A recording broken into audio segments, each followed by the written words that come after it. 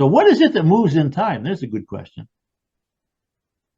If your mind is a time machine, what is it that moves? I say it in my book, but you might not have noticed it. I don't know. I mean, tell me. It's the focus of your awareness. Mm-hmm. So, like if I say, what did you have for breakfast today? The focus of your awareness goes, oh, I had, pancakes and coffee or whatever, right? So to me, that's a part of your mind. The same as your future self is a part of your mind, and your past self is a part of your mind, and the explainer is a part of your mind, and the protector, is that what it's called, Michael, the protector? Sure, you can call it that. Yeah. There are various parts of your mind, right? So this part of your mind, which I call the inner awareness, it moves. That's the thing that moves. Here is an excerpt from Chapter 1 of Mind, Time, and Power. You have two sets of awareness and two sets of senses. As we examine the outer world, our outer awareness gathers information using our outer senses. As we examine the inner world, our inner awareness gathers information using our inner senses. The operation of the inner awareness is subtle. When it gathers information from the past, we call it memory. When it gathers information from the future, we may call it daydreaming, if the information is positive, or worrying if the information is negative. But the inner awareness is always operating, gathering information from different areas of our inner world. And most of the time, we're not conscious of what it is doing or how it is doing it. To consciously direct the inner awareness so it gathers specific information from specific areas of the past or the future is a major aspect of your new skill of conscious co-creation and can take considerable effort to master. A later chapter gives a detailed description of the inner field of time in which the inner awareness moves. You will receive specific instructions on how to move your inner awareness around within this inner field of time. How well you develop this skill determines whether you become a victim of circumstances or a creator of them. Controlling the movements of your inner awareness is the master key which unlocks a storehouse of inner knowledge and power. As you learn to bring various aspects of the past and future into the present to be examined, you'll discover that you have everything you need to heal the past and create your dreams. This is from Chapter 10, which shows the inner field of time, this inner landscape that your awareness can move around just like a drone flying around your neighborhood. If I had a drone and Michael was going to the store to buy a loaf of bread, I could fly that drone to where he lives and I could watch him go along the street. I could see him in the store buying the loaf of bread. Then I could watch him walk home and I could see him come back home, open the bread and make himself a sandwich.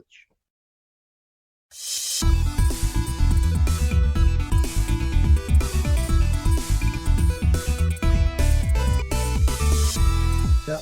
Hey, Naomi. Hey, Hi, Naomi. Michael. Great. How are you? Good. Great to see you. It's like a How've nice you sunny been? day there. What's that? Yeah, Like it's a sunny. It's sunny out. Yep. Nice. It's cool. It's crisp. Oh, that's nice weather. It's raining Yeah. here. Yeah. Cold and damp.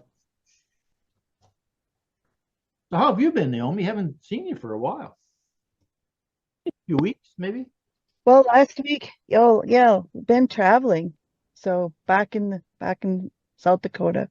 How was Went your to- horse ride? Back in the saddle? Yeah. Last Yeah, time well, we were talking, Yeah, didn't really get it totally completed, so hopefully looking forward before the snow flies. so you didn't go horseback riding? No, I didn't. Oh, that's too bad. So I've been on a horse once in my life, and I felt very uncomfortable. I was on it for, oh, I don't know, 15 minutes or something. Went to some kind of horse riding stable or something. Mm, And it was because my daughter wanted to do it, when she was about 5 years old, I think mhm. she wanted to do it. So this would have been like 35 years ago, I guess, because, well, even more, because she's now 48 or something. So it would have been over 40 years ago. And anyway, so her and her mom and me went on this, horse ride, right? But all we did was walk. Like, we didn't do any trotting or anything like that. We just kind of walked, and it was okay. It was nice. I think that's the only time I've ever been on a horse. I started when I was really little, so I know a lot of people. I mean, they love it, right? mhm. It's a disease. I guess. I'm the only one in my family actually that loves horses. I mean, you can be in the middle of a city, especially for girls. You can be in the middle of a city and love horses, or you can be middle of a ranch, a ranching country, and not like horses at all. Hmm. So, yeah, I have the horse fever. Definitely. Yeah. Well, when I was a kid, I was about.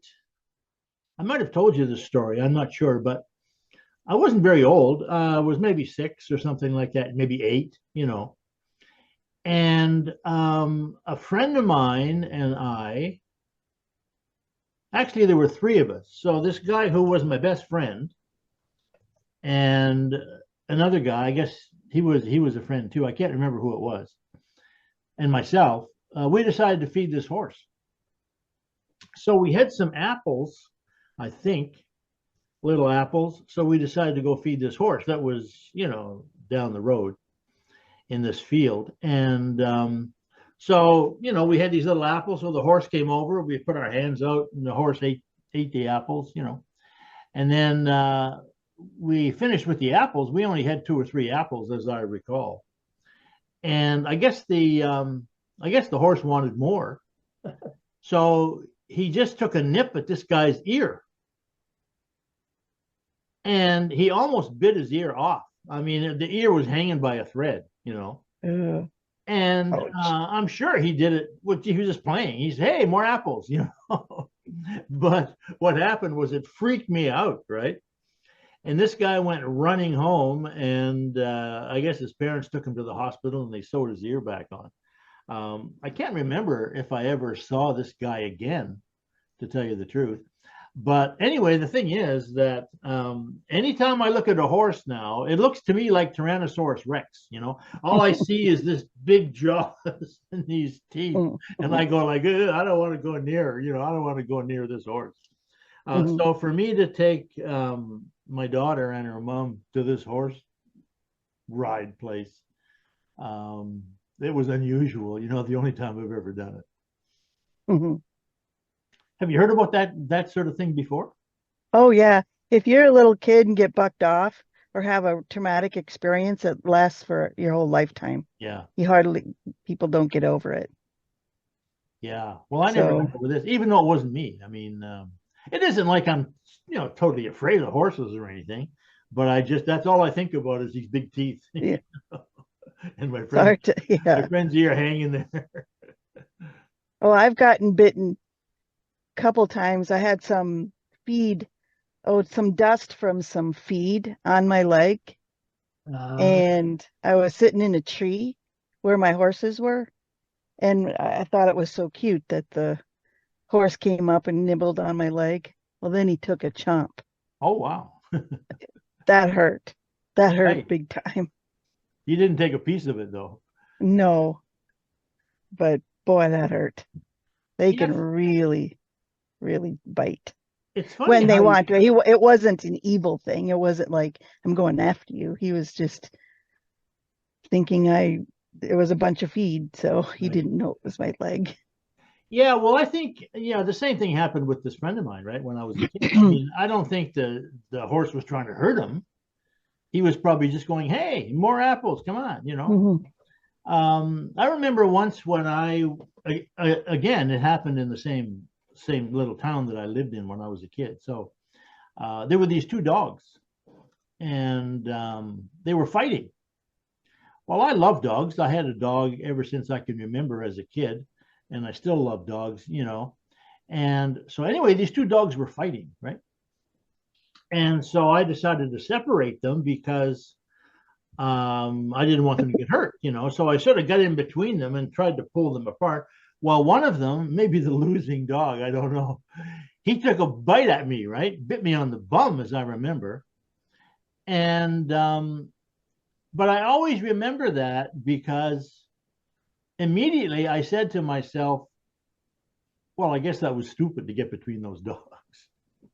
So I never had any negative feelings about that dog, even though I got bit by this one. And I've been bit by dogs a couple times in my life, but it's never, you know, it's never been anything that turned me off dogs. It's because I was either, you know, maybe trying to tease them and I took a bone away from them, so they bit me. You know? Don't take that bone, right? So where did you go on your trip? Texas? Actually, we went to Kentucky. Oh, Kentucky. Bluegrass Yep. country. Lots of horses there. Yeah, it was something. Went to the Ark Encounter. You know, it's the life-size replica of Noah's Ark. Oh, And then just south of there is the Kentucky Horse Park. oh, wow. So, and visited some friends along the way. That was good. So how was Noah's Ark? Unbelievable. Really? Literally unbelievable. So I would assume kind of a religious thing, right? Yeah, it explains the whole thing. And it's just, I mean, they replicated it based on the statistics in the Bible. Right. And it's just unbelievable how it could have been built. It's huge. I know. It's like a skyscraper on its side with no windows. I mean, it's just huge. Yeah, you wonder how It- anybody you could can't- actually build it, you know? I mean, Yeah, it's I'm a great fan of sort of alternative history, right? Um, like my belief is that there's a whole history of mankind that's been lost because there was a civilization that was destroyed, you know, during the last ice age, maybe 20,000 years ago or something. And so basically all the records of it were lost, right? Except there's a few things around, like, you know, Stonehenge, which is apparently, you know, 5,000 years old. And in South America and also in Egypt, you know, there's these pyramids and great walls and things like that. Well, there's all sorts of stuff that they can't explain. So I believe that a lot of the legends and the stories that we get, including some of the ones in the Bible, are probably true, right? But they've been distorted over the years, you know.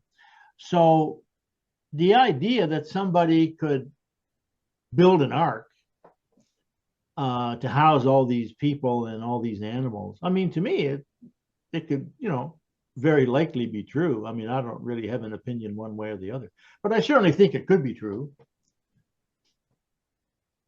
yeah, it's unbelievable. I Yeah. highly recommend it.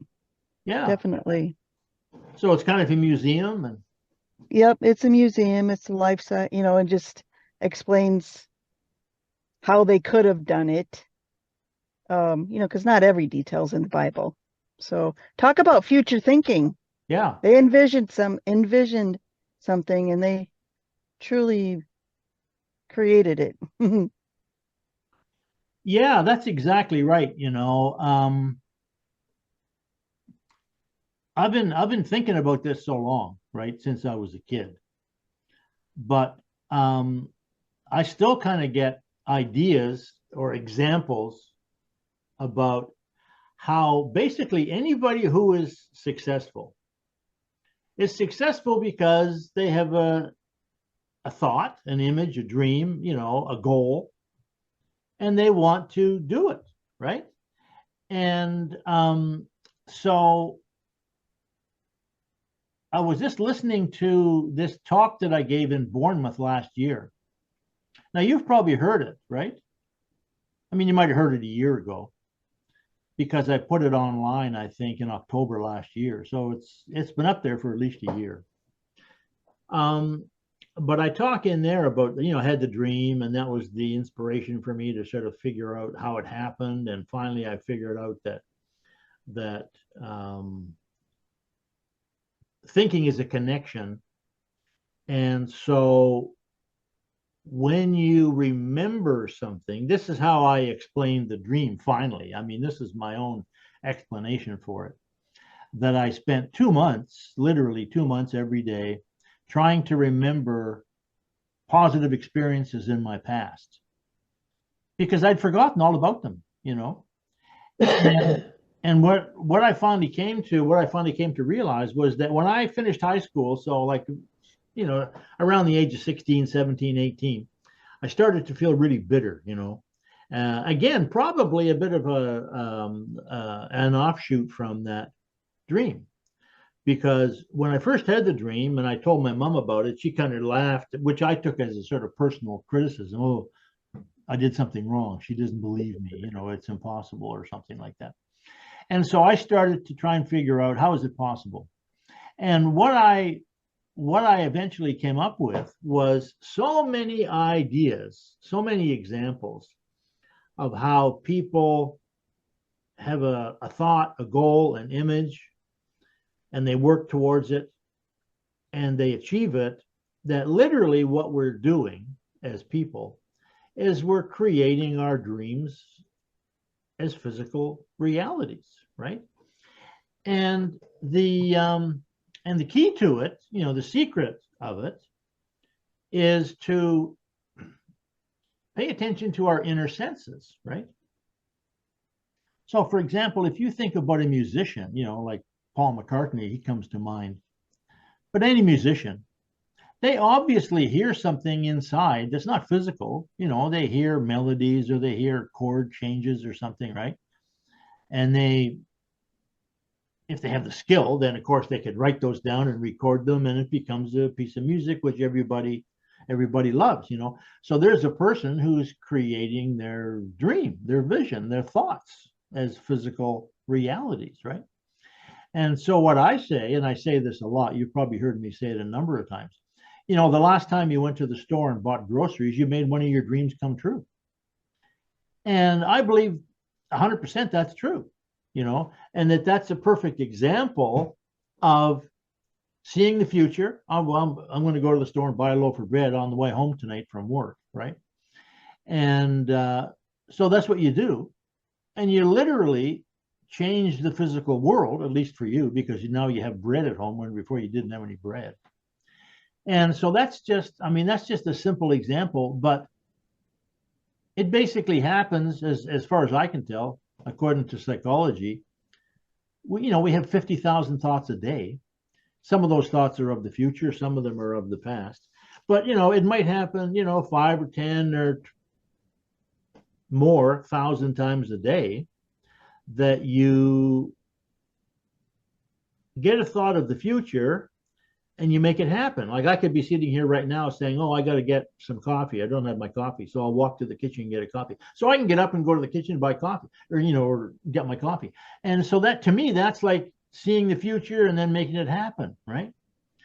And so somebody building Noah's Ark, of course, that's a whole, many levels of effort, many times more difficult than buying groceries or planning a vacation or planning a trip to Kentucky or a trip to Texas. But it's the same process in my mind.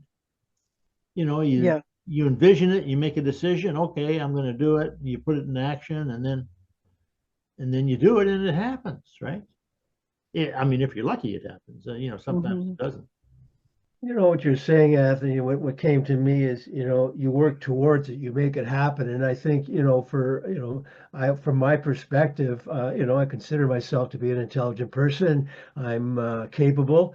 But again, I'm not going to get those groceries if I don't go to the grocery store.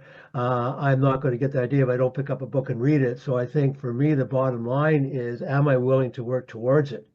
Procrastination gets in. And I think that's my biggest challenge. You know, it's not that I can't do it. You know, am I willing to do what I need to do to get there? Yeah. And that it's such a simple process, but Well, it is a it's simple the process, challenge is right? getting beyond that procrastination. Yeah. Good Well, point. yeah, to me, the answer is, if you read my book, I think it's in the first chapter of the book. I talk about the explainer, right? Yeah. Now, the person that discovered the explainer, he got the Nobel Prize for that. It was not exactly for that, but he got the Nobel Prize for the research that he was doing on split brains, right? Cutting the brain in half, basically. And it was during those experiments when he was working on people, originally people that had epilepsy, and they had these seizures that just wouldn't stop, right?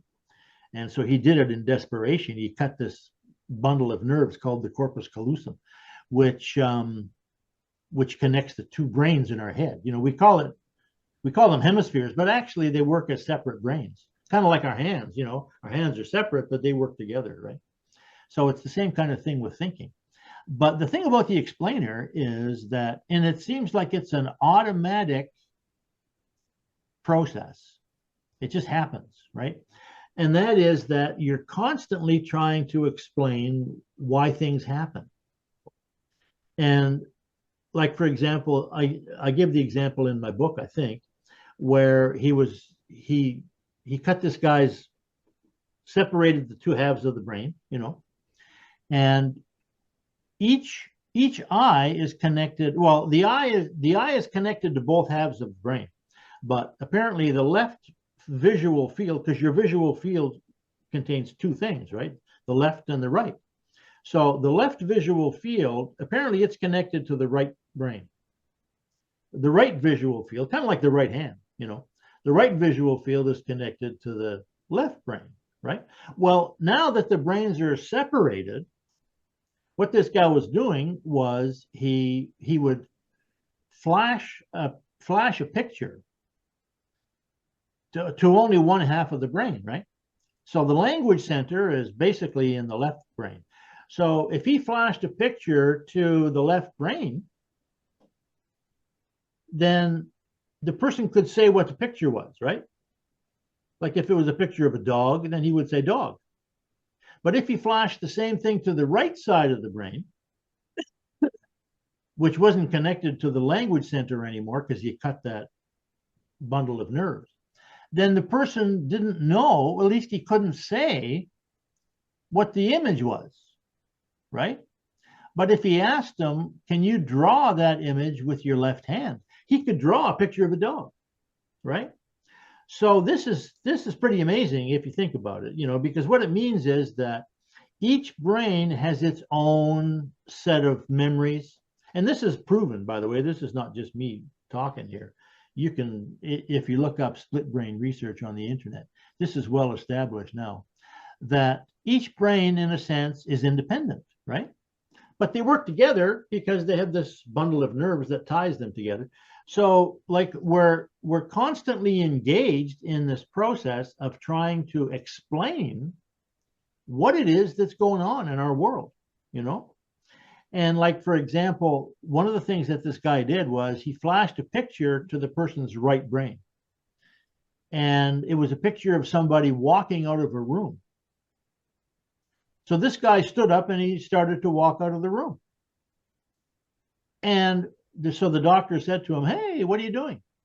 And he said, oh, I got to go to the bathroom. Well, that was an explanation, right? You follow my drift here? He had this image in his head, in his right brain, that was a picture of somebody walking out of the room. So he thought, oh, okay, I'll walk out of the room. So he walked out of the room. And then when he was called on it, he had to come up with a reason why. So he said, oh, I have to go to the bathroom. But he didn't have to go to the bathroom. He did it because he had this picture in his right brain of walking out of the room, right? So this was where this guy first, his name was Roger Sperry, where he first started to realize that, you know, our brains are always working together. We have, on the one side, we have, you know, images and feelings and emotions and things like that. On the other side, we have words and logic and grammar. And so the two brains are working together like your two hands are working together, if you're playing the piano or something. And so we're always trying to explain things. So what happens is, if we have a concept that explains it, then we will go, oh, okay, that's one of those, right? So for example, Noah's Ark.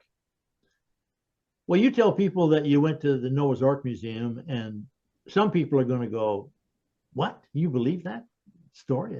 That's impossible. That's so they would label that, right? They would use a concept like, that's stupid, or that's silly, or that's impossible. It's from the Bible. The Bible is a myth, and they would just dismiss it then, because that satisfied their need to explain your story. They would say, Naomi's crazy, right? Whereas another person might say, oh, I believe that. Naomi's like me, right? Different explanation, So this is why I spent so long trying to figure out a logical explanation for having that vision of myself at 32. Because when I first had that thought, it obviously impacted me in a big way, right? It impacted me as much as that horse biting on my friend's ear impacted me, right? It's like my whole life from that point almost was driven, or certainly was colored somehow, by the fact that I had this image of myself at 32. Well, and I needed to find an explanation for it that made sense to me, right? Because everything that I ever read about people that can do this, they gave them labels. In other words, they explained it by saying, well, that person's a prophet. In the Bible, they have prophets, right? Or Nostradamus, he could see the future. Yeah, but he was a special psychic, And my thought originally was, whatever this is that happened to me, it must happen to everybody, or it must happen to lots of people all the time. It must be a common thing. But people just don't notice it, because they don't have an explanation for it, I guess, right? So they call it, precognition, a psychic experience, deja vu, whatever.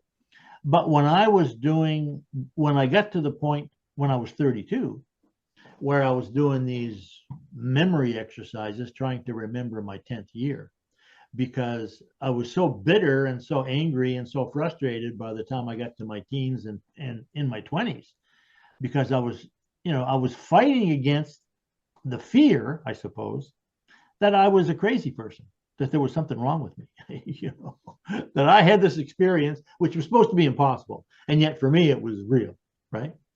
And certainly when the thing started to come true, when I was in my early 30s and this thing started to come true, then I was even more driven to figure out how it could happen.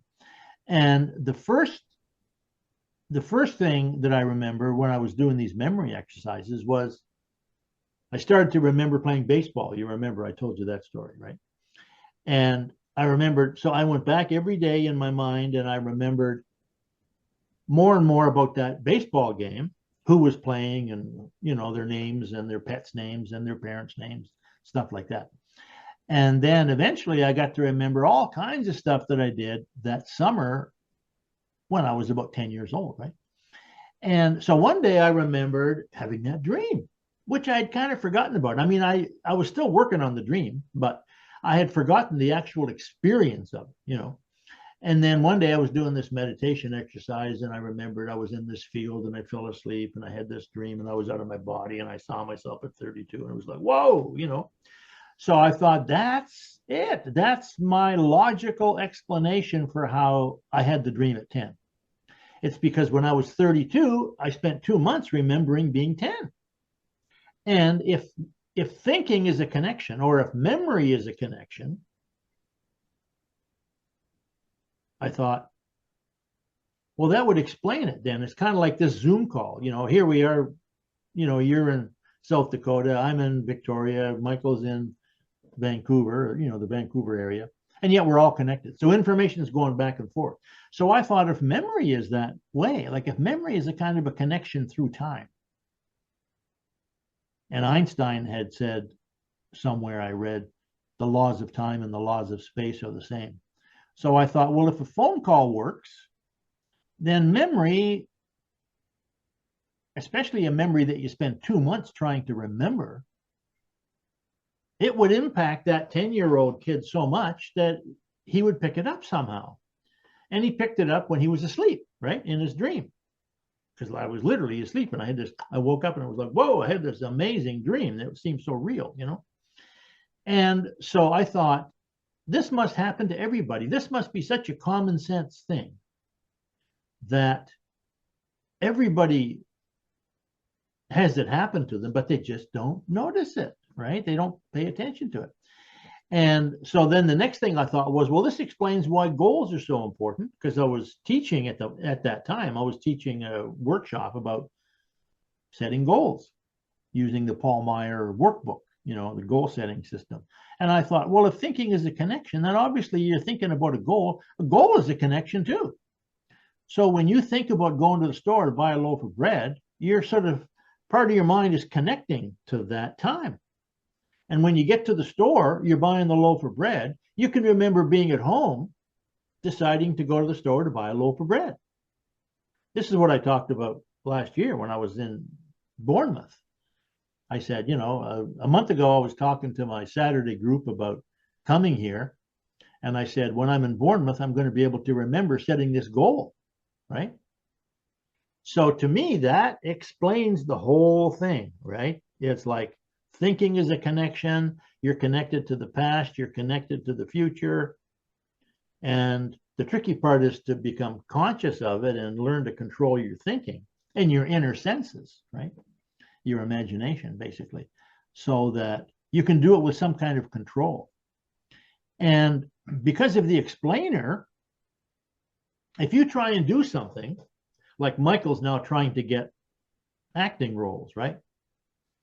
So he's taking steps towards getting acting roles. The idea, well, if you That was his bliss. don't get any He acting just roles kept for following it, it.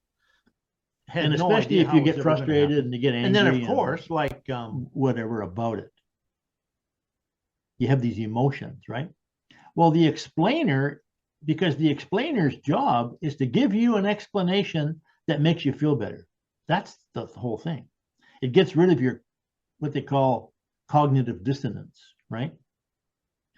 So you might start to get an explanation that says something like, you're too old. You're never going to get a job. You know, you're never going to get any roles. You don't have enough experience. There's too many people competing with you. You know, you might as well just pack it in and save yourself all the grief, right? Well, if you decide to believe that, and I think, you know, I'm assuming all of us have had this experience, right? I certainly have, where I worked on something for a while, it didn't work out, so I sort of said, well, I guess it's not meant to be then, you know, I'm not the right person to do this. And I stopped working toward the goal. So that then becomes a belief, right? So the explanation, oh, it'll never happen, that becomes your belief about you're never going to get a role in a movie, so you stop. But the thing is, and this is kind of the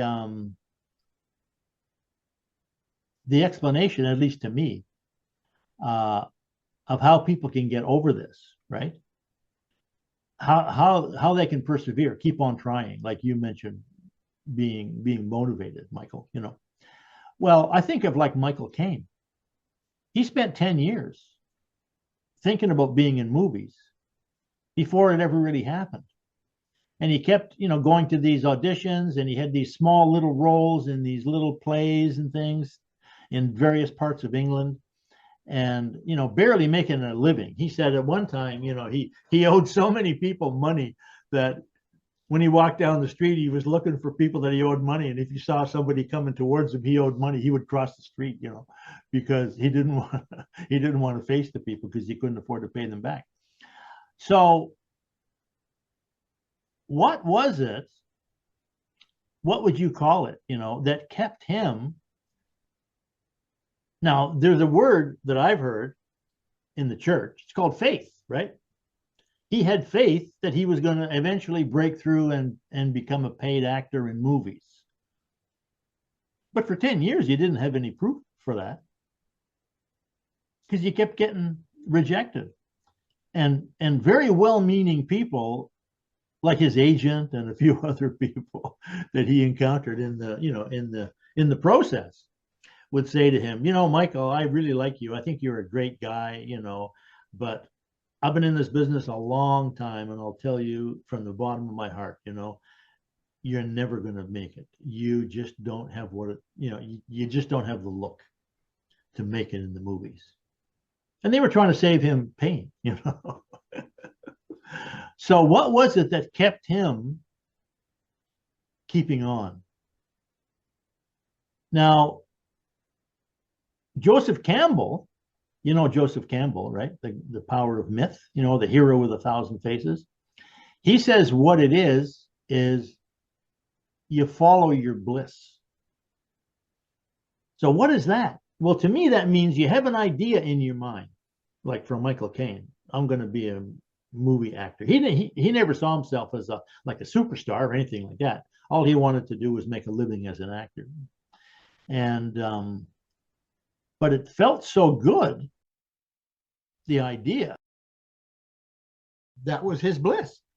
He just kept following it, had no idea how it was ever going to happen. And then, of course, like Steve Jobs says, when it finally happens, you look back and you can see how things line up. But when you're looking into the future, you can't see those little connections. You just have to keep on keeping on.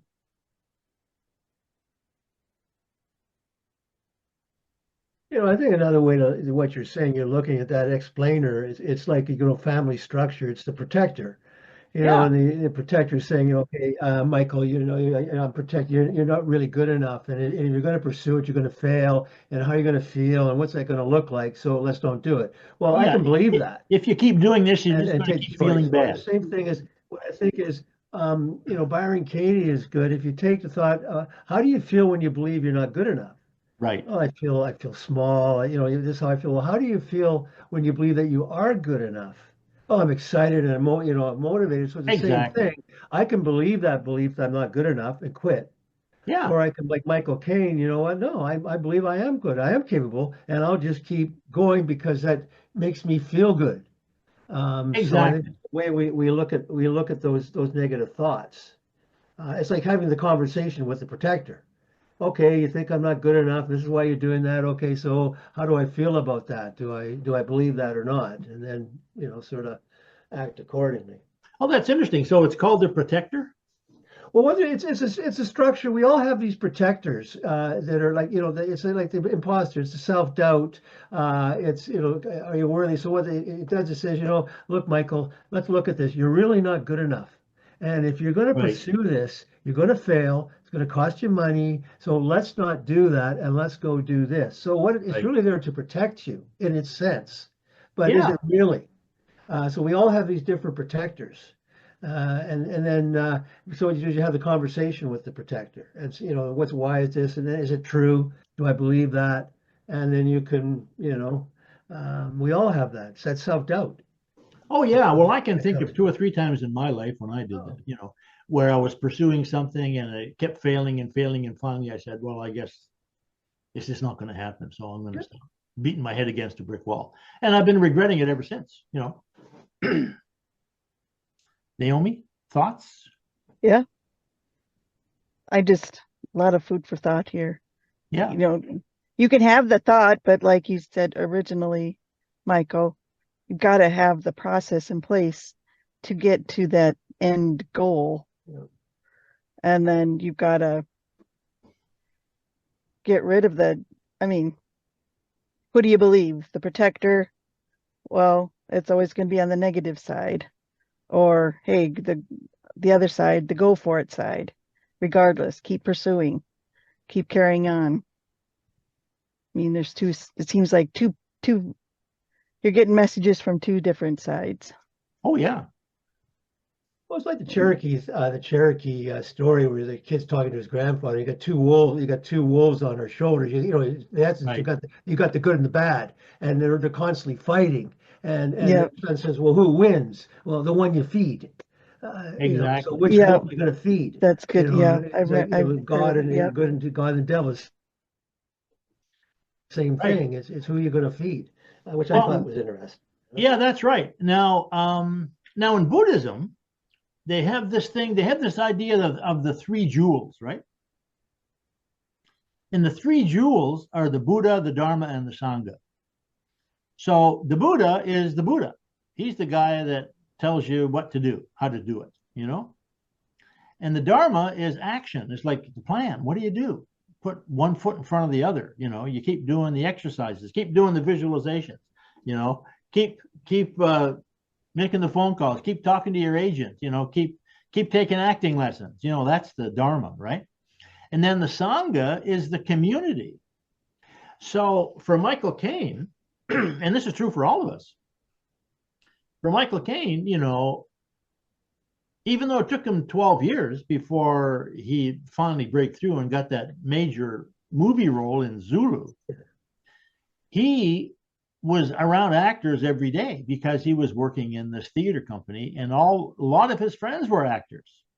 You know, like he was good friends with Sean Connery, who he said he bumped into one time in a unemployment insurance line. You know, and Terrence Stamp, who was his roommate, and they couldn't afford to pay the rent sometimes, you know. So like if one guy had more money one month, he would pay the rent, and then the next month the other guy would pay the rent. But what happened was over the years, he was seeing more and more people that he knew getting roles, breaking free, you know. Like Roger Moore was a friend of his, and Roger Moore was in this. Well, first of all, he was in a show called Ivanhoe. I'm not sure if any of you guys remember Ivanhoe. And then he was in the Saint, right? Roger Moore was the Saint, who was kind of like this James Bond sort of character, you know. And so, in other words, being in this community of people who were doing the same thing or trying to do the same thing as he was, they had the same goal. He had enough evidence that it was possible that he continued to hang in there. And so for you, Michael, you know, probably the best thing would be keep taking acting classes, hanging out with actors, you know, doing voice work, whatever, just being in that arena, right? And then eventually, you know, you get to the point where you know so many actors and so many producers and directors and whatever, that, you know, you just get an opportunity. And if the opportunity works out, then hey, you know, You can't take, you got to take it seriously. You can't make it like it's not a hobby. This is a part-time thing I'm doing. I mean, if you want to get serious about what you want to do, when you got to what do I need to do? exactly. How It's involved like do I a need to musician, get? you know, actors talk about the instrument, right? Well, the instrument is your body, you know, it's your Yeah. voice and your emotions and how to use, you know, all that stuff. I was watching something the other day. Have you guys ever seen a movie called, well, you've seen Fargo maybe, right? Yeah. Have you seen a movie called Blood Simple? No. Well, Blood Simple was, I think, the first movie that the two guys, Ethan Cohen and his brother, I forget his name now. Anyway, they work together. They do writing together and they produce and direct movies together, right? Well, they did Blood Simple, and Blood Simple's like a film noir, you know. It's about this guy that hires a detective to spy on his wife, who he figures is cheating on him, right? And then he sets about he hires the same guy to kill her, right? Finally, so it's kind of a murder mystery, but it's a film noir. Film noir meaning the good guys don't win at the end, you know, and the bad guys don't get punished at the end. That's the film noir. Nobody knew when they were making the movie. The actors didn't know, the director, the producer, the writers, they didn't know if it was going to work, if it was going to be successful, if it was going to be picked up. if they were going to get their money back or not, be able to pay back their investors. So it's always just you just go through the motions, do your best, right? Keep on keeping on. Yeah, I think that's the most difficult. Yes. That's where you need the faith, right? Yeah. Don't give Or up. you need Oh. to be in the community, right? People that are doing it. Mhm. What did you say, Michael? Don't give up. Don't give up. Yeah. Well, success is based on failure. Those who have succeeded have failed many times to get there. I mean, I think the failure is in the quitting. Yeah, exactly. Well, it's the same thing. I rather do it and fail and not and wish I had. Those regrets. Mhm. Yeah. Regrets can be really debilitating unless you can let go of those regrets. Right. True. Well, I remember when I was quitting smoking, right? I tried to quit and I started, and I tried to quit and I started again. And I eventually, I tried and failed so many times that I had the thought, I guess I'm just always going to be a smoker, Mm. I'm just one of these people that's going to, here's the explainer, right? Oh, I guess you're just one of these people that's always going to be a smoker, And, but that thought, just like it was so abhorrent to me. I literally thought, if I can't figure out a way to quit smoking, then I might as well commit suicide because my life is not worth living. If I can't beat this, I mean, if I can't stop smoking cigarettes, my life is worth nothing. That's what I thought, And thank goodness that I had that thought because it kept me going. And then eventually, it might have taken me a year, but eventually I figured out, I got a little plan now, The trick is not dealing with nicotine. That's not what it is. The trick was learn how to not smoke for 1 minute when you have a craving that's clawing at you to smoke, right? And you go, I'm not going to smoke for 1 minute. And then after a while, I realized, hey, the craving now is kind of faded away. So when I figured that out, then I just kept doing that. But I'm really grateful that I had that thought, that if I can't quit smoking, then my life isn't worth living, right? Because it kept me going. It kept me trying. And that's kind of how I feel now, like this thing that I'm sharing with you guys, that your mind is a time machine and you're connected to the past and the future and all these ideas that we talk about here. To me, that's so interesting and it's got so much power to it. And it's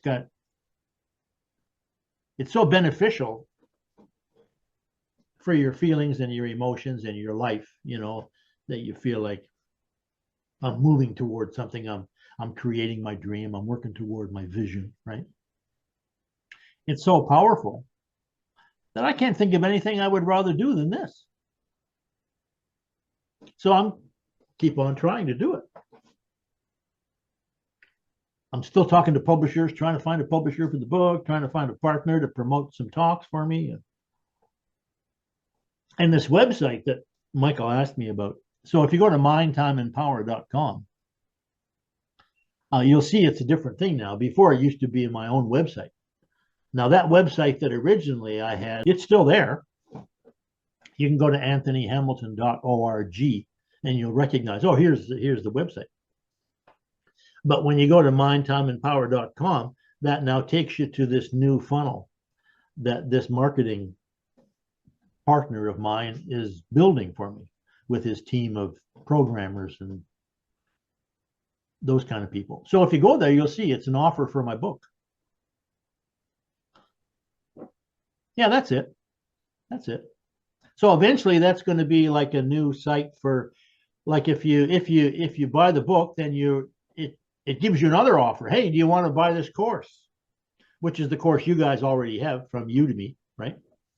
And then it says, oh, you got the course. Do you want to join the community now? And the community at the moment is $20 a month, but it's going to be $80 a month, I think, once we get this thing rolled out. So all of my books and all my courses and everything else, it's all going to be accessed through this new funnel.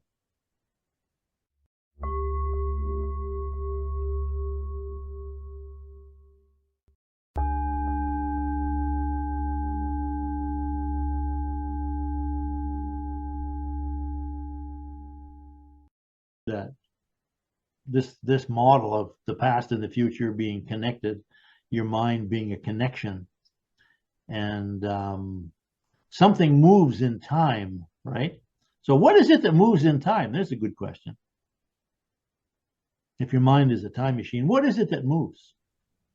I say it in my book, but you might not have noticed it. I don't know. I mean, tell me. It's the focus of your awareness. Mm-hmm. So like if I say, what did you have for breakfast today? The focus of your awareness goes, oh, I had, pancakes and coffee or whatever, right? So to me, that's a part of your mind. The same as your future self is a part of your mind, and your past self is a part of your mind, and the explainer is a part of your mind, and the protector, is that what it's called, Michael, the protector? Sure, you can call it that. Yeah. There are various parts of your mind, right? So this part of your mind, which I call the inner awareness, it moves. That's the thing that moves. Here is an excerpt from Chapter 1 of Mind, Time, and Power. You have two sets of awareness and two sets of senses. As we examine the outer world, our outer awareness gathers information using our outer senses. As we examine the inner world, our inner awareness gathers information using our inner senses. The operation of the inner awareness is subtle. When it gathers information from the past, we call it memory. When it gathers information from the future, we may call it daydreaming, if the information is positive, or worrying if the information is negative. But the inner awareness is always operating, gathering information from different areas of our inner world. And most of the time, we're not conscious of what it is doing or how it is doing it. To consciously direct the inner awareness so it gathers specific information from specific areas of the past or the future is a major aspect of your new skill of conscious co-creation and can take considerable effort to master. A later chapter gives a detailed description of the inner field of time in which the inner awareness moves. You will receive specific instructions on how to move your inner awareness around within this inner field of time. How well you develop this skill determines whether you become a victim of circumstances or a creator of them. Controlling the movements of your inner awareness is the master key which unlocks a storehouse of inner knowledge and power. As you learn to bring various aspects of the past and future into the present to be examined, you'll discover that you have everything you need to heal the past and create your dreams. This is from Chapter 10, which shows the inner field of time, this inner landscape that your awareness can move around just like a drone flying around your neighborhood. If I had a drone and Michael was going to the store to buy a loaf of bread, I could fly that drone to where he lives and I could watch him go along the street. I could see him in the store buying the loaf of bread. Then I could watch him walk home and I could see him come back home, open the bread and make himself a sandwich. So that drone moves through, in this case, moves through space, right? But that's the way I look at what moves through time. And if you study NLP, if you know a little NLP talks about there's two ways you can imagine something. One, you can imagine it like an observer. Like I can literally imagine myself walking to the store later and buying a loaf of bread, right? so I can see that little movie in my mind. Well, that's called being disassociated in NLP terms. In other words, I'm kind of watching myself walk to the store. But the other part is, the other way to imagine it is, imagine that I'm inside my body. You know, here I am, it's outside, it's kind of rainy, I can feel the wind, and I can feel the temperature on my face, and I can feel the pavement on my feet as I'm walking toward the store. Like I'm inside my body, I'm walking to the store. That's being associated, it's called in NLP. In other words, you're right there. You're not just imagining having the pancakes, you know, you're tasting the pancakes, you're feeling the pancakes, you're hearing the voices of the people in your family at the table with you talking, right? That's being right in the picture, being a part of the memory. So that's the part that moves, is the focus of your awareness. That's what I call it. Well, then when you say the more awareness you have, the better connection you would have, I would think. Well, yeah, the connection is To that stronger. journey, you know. I mean, if I'm really Right. aware of that my imagination, and more really aware of what's going on, what's happening, there's a better connection to that. Oh yeah, the connection is much stronger, right? Yeah. Now I remember a few minutes ago I said about, you know, I spent 2 months remembering that 10th year, right? Playing baseball and stuff like that. But I was remembering it now, I would say, I was remembering it disassociated. Like I was like watching a movie, you know. Oh, here's these guys playing baseball, and, you know, this guy, his name was Roger, and his name was Bill, you know.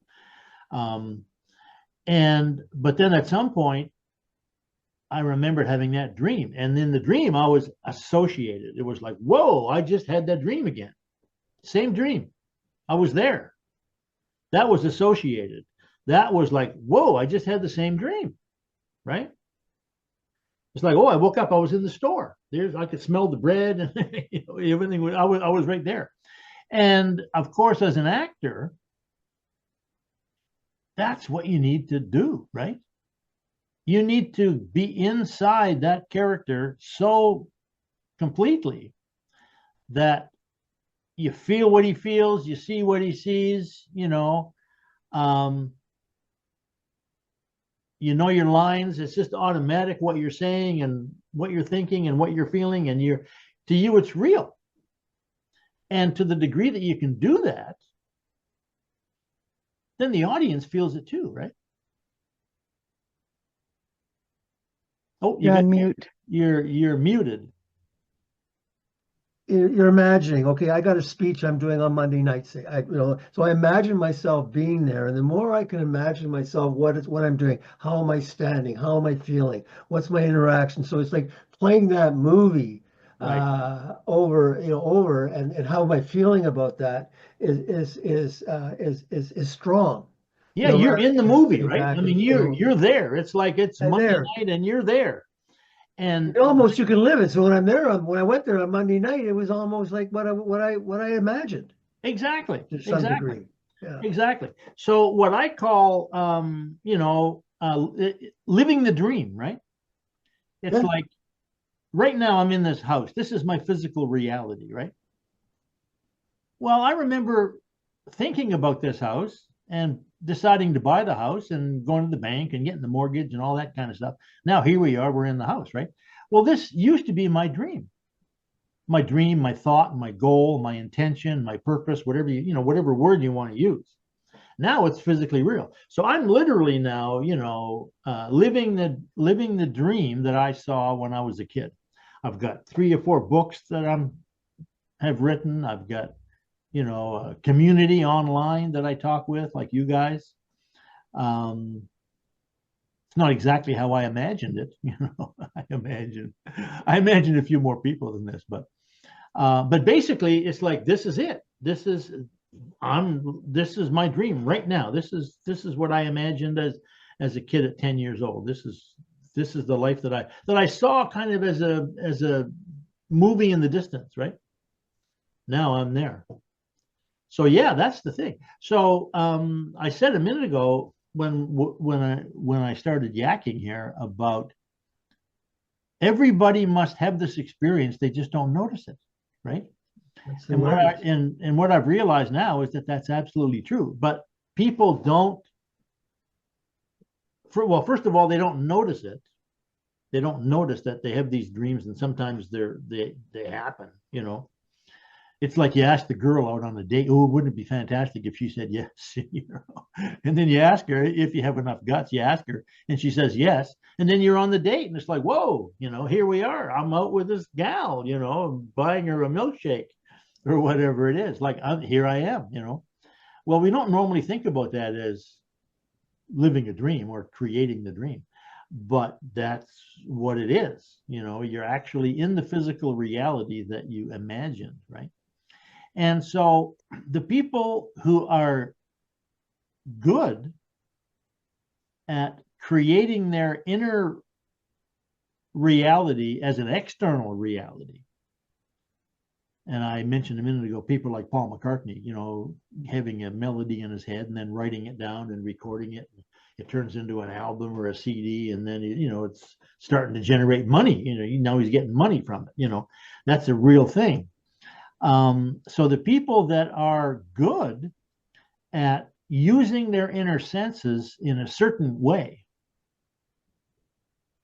those are the most successful people on the planet. You know, the architects, they design buildings, the musicians, they create music, the filmmakers create movies, writers create books, you know.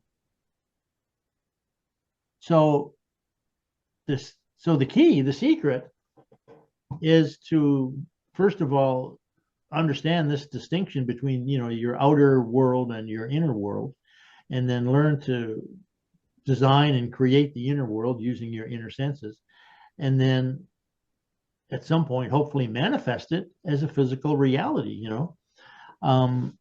Have you got that audio book by Michael Caine, Michael? No, not yet. I try to find, not yet. I would highly recommend it. The Elephant to Hollywood, it's called. Elephant to Hollywood. Yeah. I really love it. I've listened to it so many times. First of all, I love the guy's voice. You know, he just comes across as such a pleasant guy. He's one of these people, you know, that you think, you know, if I were to bump into this guy in a restaurant, we'd have a conversation. You know, I'm sure he'd like me and I'd like him. He just seems like a real person, you know. You ever have those thoughts about people?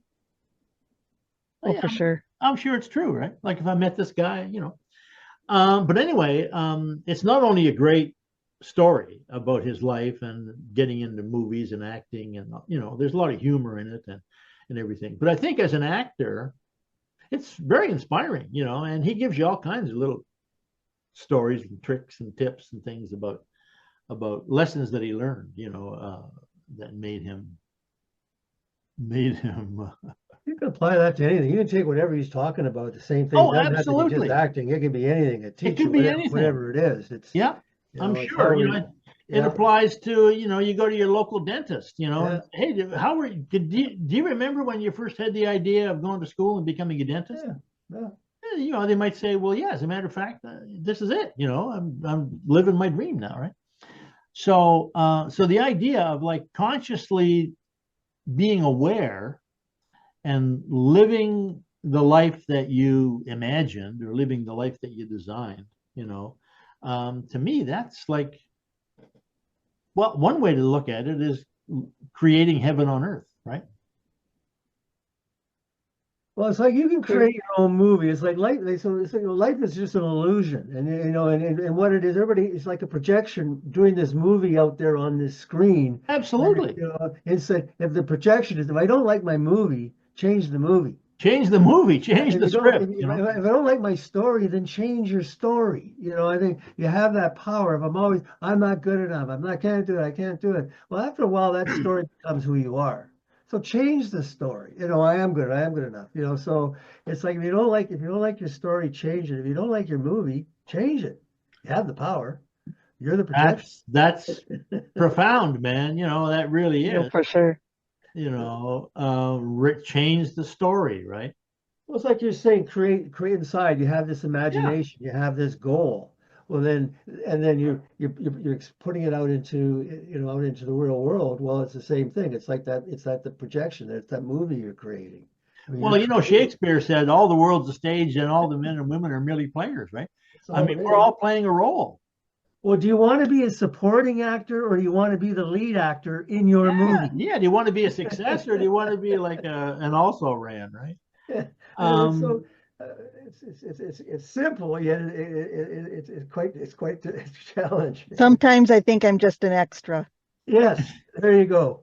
If that's your Well, being belief, an then extra that's is the fun truth. too. I've been an extra in a few movies and it's fun, I've got to leave shortly. I have another I have a business meeting to attend at 11:30. Yeah. Well, what time is it here? I guess I gotta. Oh, okay. Yeah. We've been going for an hour. So, any other thoughts, Naomi? No, it's good. Good food for thought. It's just how strong is the two wolves, or what are you feeding, or Yeah. the protector, the explainer. I think Exactly. Arnold Schwarzenegger says you have to have a vision, first of all. You have to have the Yeah. vision of what you want. And then you just have to work like hell. hmm His book is a great book too, by the way. His audio book. His documentary Arnold, the three things, when he was a bodybuilder, when he was an actor, and he was a governor, really worth the watch. Oh yeah, it's amazing. And his book is good too. His new book just came out. It's called Be Useful, right? But I want to ask you a question. I mean, the explainer. I mean, you had this dream. A lot of times, if why did that happen? Why are you feeling that way? I mean, it can be very challenging to really, try to figure out what the why is, and you may not ever understand the why. Sometimes, just maybe it is what it is. I'm feeling this way because that's what I'm feeling. I mean, this Right. dream happened, and trying to figure out why. It can be disabilitating. You may not find the answer, then you just might dismiss it. So in a way, just sort of accept it as it is. It is. That dream is what it is. And Yeah. just Well, I needed to find an explanation because do you either do you need to find the explanation? oh yeah, I had to. I mean, it was either accept that that this happened to me and it's normal, or accept that I'm insane, crazy, doing, I had an experience that everybody says is impossible. So for me, I had to save my life in a sense, right? Yeah. And it took me 20 years before I finally went, okay, now I see, right? But all of these explanations, oh, you're a psychic, oh, you're a mystic, oh, it's magical, oh, it's a hallucination. All those things are just labels, right? And some people believe one and some people believe the other. But to me, it's the most exciting thing that's ever happened to me because, first of all, I needed, for my own peace of mind, I needed to understand. Yeah.